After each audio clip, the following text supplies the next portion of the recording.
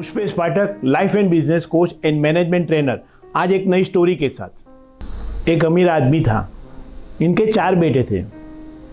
अमीर आदमी को एक बार लगता है कि अभी मुझे ये सब मेरे बेटे को दे के यात्रा पे जाना चाहिए, लेकिन किस बेटे को क्या दूँ वो उनको एक कन्फ्यूज़न था। तो चारों बेटों को बुलाते हैं और बोलते हैं कि मैं 4 साल के लिए यात्रा धाम के लिए जा रहा हूँ और एक मुट्ठी मुट्ठी अनाज आपको मैं दे के जाता हूँ।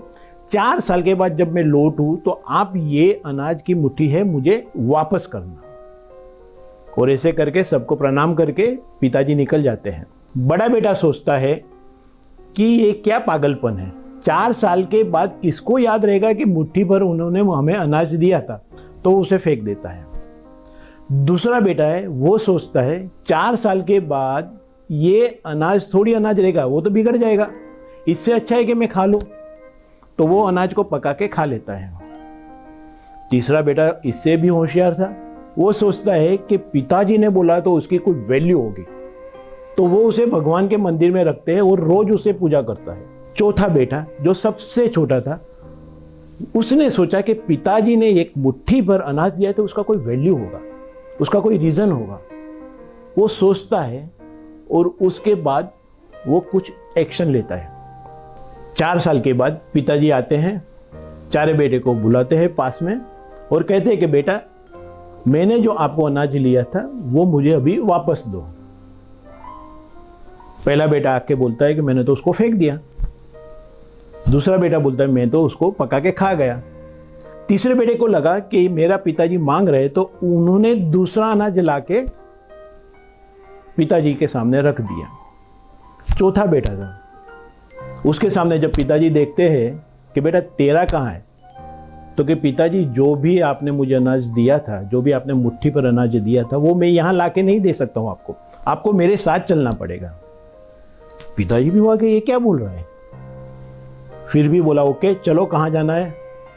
एक बड़े से गोडाउन में अपने पिताजी को लेके जाता है और कहता है कि पिताजी ये देखिए, ये जो 50 बोरी जो है अनाज, वो आपने दी हुई एक मुट्ठी पर जो मुझे अनाज दिया था उसकी बदौलत है कि इतनी 50 हो गई। पिताजी समझ गए, लेकिन फिर भी उनको पूछा कि तूने क्या किया मेरे मुट्ठी पर, तो उन्हें बोला कि जो आपने मुट्ठी पर मुझे अनाज दिया था मैंने उसको बो दिया। एक बार बोया, उसमें से जो अनाज हुआ उसको दूसरी बार, तीसरी बार और 4 साल तक में उसे बोया गया, और उसमें से जो भी पैदा हुआ वो ये सब अनाज है। पिताजी उस पर बहुत खुश हो जाते हैं। जो भी मिलकत थी वो अपने छोटे बेटे के नाम पे कर देते, क्योंकि उसे पता था कि वो ही मेरी मिलकत को आगे बढ़ा सकता है। अमीर पिताजी वो हमारा ब्रेन का, हमारा मगज का एक प्रतिनिधि है।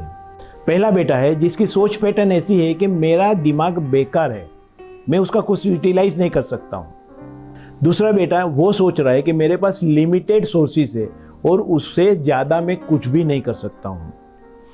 तीसरा बेटा उस सोच पैटर्न की रिप्रेजेंटेशन कर सकता है कि जो भी मेरा सोर्स है उसका मैं जितना हो सके इतना यूटिलाइज कर लूँ और बात ख़त्म कर लूँ।